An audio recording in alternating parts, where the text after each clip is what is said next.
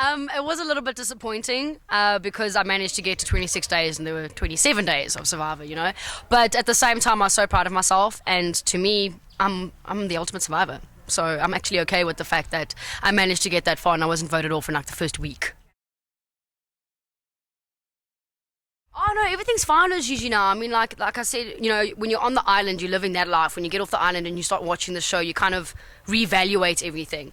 And Gigi had to do what she needed to do in order to, you know, make it to the top two, and I completely understand that. And we're fine now. I've been to Gigi's club, we've hung out. It's been cool now.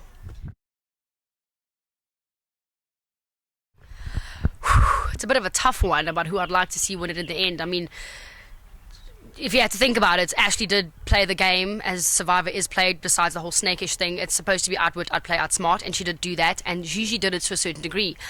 I don't know, I suppose it's kind of tough because I'm just kind of one of those people that just stick to loyalties, and my loyalty always is with Gigi. And I guess because of that, I'd hope that she would win, but I know that in a way, maybe Ashley does deserve it. Besides my dad, um, comfort. There was one night where I remember I slept around the fire and there was a whole bunch of rocks. I was so cold that I slept on top of the rocks. I didn't care. And I woke up with every single part of my body was in pain. Every single part. And I literally did this and everything just creaked. So I think more than anything else, I probably missed comfort of like a bed.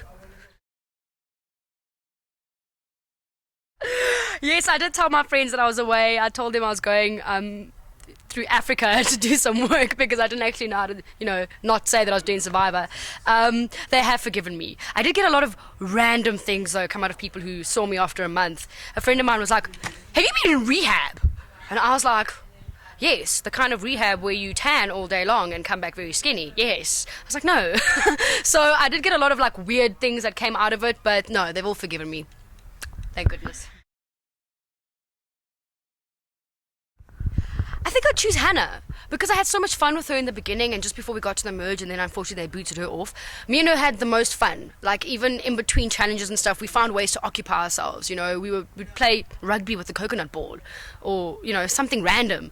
We played hopscotch the one day. You know, so I think out of not being bored out of my mind, I probably would take Hannah with me. She's lots of fun. Kaz and I kind of like speak and stuff often, and I see him once in a while. Me and Pro have a really good relationship, which is really, really awesome. I see Sandy once in a while too, working with her partner on a really cool project, so I get to see her quite often. And yeah, that's pretty much it. I mean, I'd hope that me and Hannah would probably have more of a bond after the island, but I suppose, you know, her living in Pretoria and having her whole life there, and me living in Joburg and doing my own thing, yeah, it's kind of hard to bring the two together. But yeah, some nice relationships have been formed since then, and I'm quite happy with what I have.